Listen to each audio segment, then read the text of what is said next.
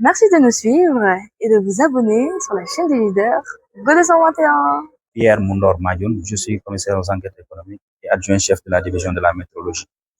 Oui, tout à fait. La journée de la météorologie, comme vous le savez, hein, elle est organisée chaque année le 20 mai. Le 20 mai, en tant que date anniversaire de la signature de la Convention du Mètre en 1875, ce traité-là qui a consacré l'uniformisation des mesures au niveau international et plus tard la naissance du système international d'unité. Donc la journée mondiale de la météorologie, c'est l'occasion pour nous de réfléchir autour des mesures. Parce que comme on le dit, la météorologie, c'est la science de la mesure et de ses applications. La météorologie est au cœur de la vie. La météorologie touche tous les secteurs de la vie, de l'industrie, du commerce, de la santé, de la sécurité, de l'environnement, bref, de tous les secteurs de la vie. Donc, la météorologie est donc au centre même de l'économie du pays. Comme l'a dit le secrétaire général, la météorologie s'intègre parfaitement dans les politiques de l'État, dans la vision Sénégal 2050. La météorologie pour renforcer la confiance dans l'élaboration des politiques. C'est le thème qui est choisi cette année par le Bureau international des poids et mesures de l'Organisation internationale de la météorologie légale.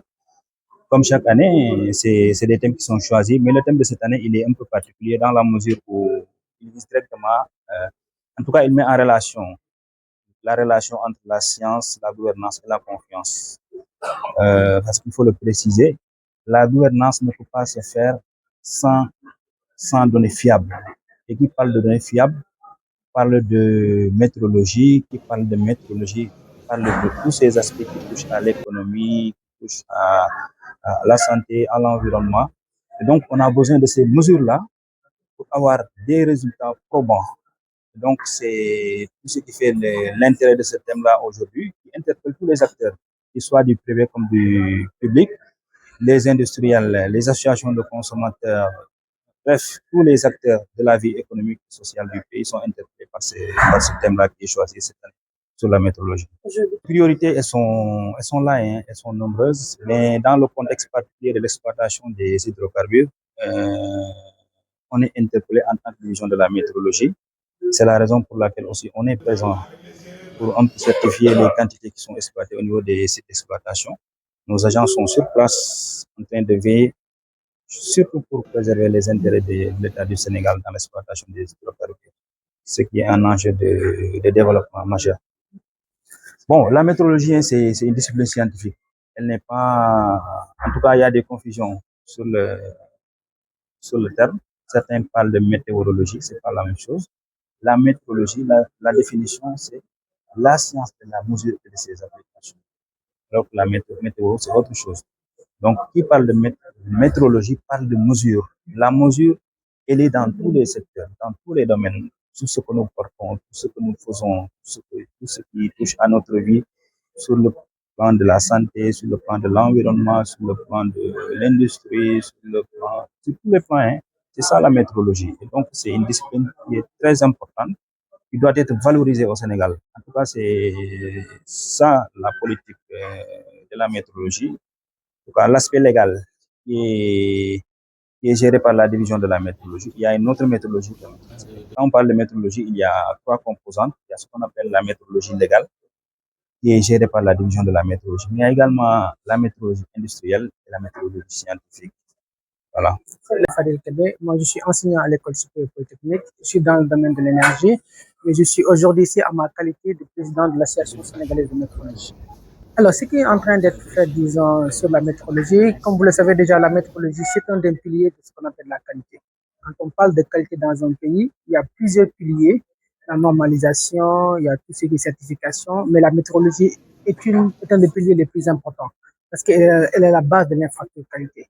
Je pense que c'est ce qui m'ont précédé l'ont dit.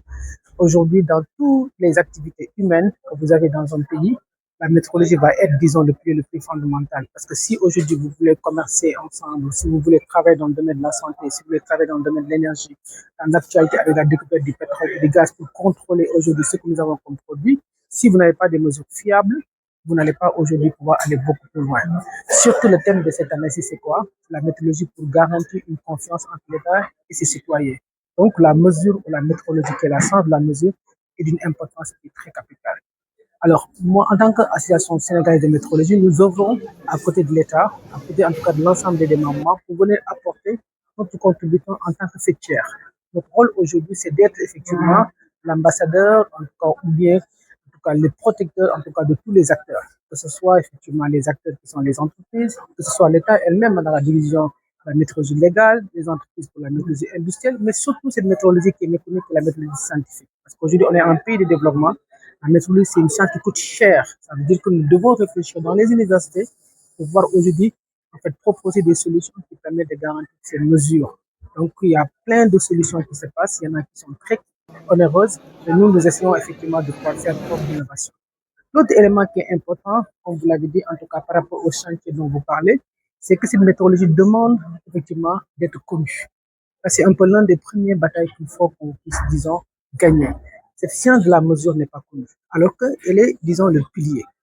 Pour cela, il faut qu'on puisse orienter, pousser les jeunes pour aller vers déjà ce qu'on appelle des disciplines scientifiques. Parce que pour faire de la métrologie, il faut être dans une discipline scientifique. Et aujourd'hui, quand on regarde aujourd'hui le paysage, le spectre, en tout cas pour nous, en tout cas c'est ce qu'on voit qui viennent à l'université, quasiment la plus grande partie, c'est des gens qui viennent faire des disciplines nucléaires. Donc, ça veut dire qu'il y a un travail de base qu'il faut faire pour orienter les jeunes sur les sciences, effectivement, qu'on appelle exactes. Mais après, il faut aussi dans ces sciences exactes qu'on puisse dire maintenant, il y a une science qui est là, qui est une science de la métrologie, qui est en fait liée à tous les secteurs, disons, techniques sur lesquels nous voulons investir. Les efforts sont en train d'être faits, il y a des écoles qui se mettent en place, nous on essaie dans les universités de rentrer dans nos disciplines, mais donc il faudrait qu'on puisse travailler ensemble pour pouvoir en tout cas augmenter cette masse critique. Parce que si on n'a pas de masse critique, ce sera difficile effectivement parce qu'il y a beaucoup de besoins, toutes les entreprises, on doit avoir la fonction métrologique dedans. L'autre élément, c'est du point de vue institutionnel. Je pense que la division du commerce intérieur à travers, le ministère du commerce intérieur à travers sa division métrologie est en train de faire un travail excellent. Mais nous devons encore affirmer davantage que la métrologie, à l'instar de ce qui se passe dans les pays de la sous-région, nous devons avoir aujourd'hui notre agence métrologique. Parce qu'aujourd'hui, le Sénégal a été pionnier, le Sénégal a été durant par rapport à la métrologie. Aujourd'hui, nous sommes rattrapés par les pays de la sous-région parce que tout simplement, nous n'avons pas aujourd'hui mis, en tout cas du point de vue institutionnel, les éléments nécessaires pour pouvoir arriver un peu à faire cela. Donc, c'est un peu tout ça qui est un peu un chantier vaste sur lequel on travaille tous les jours.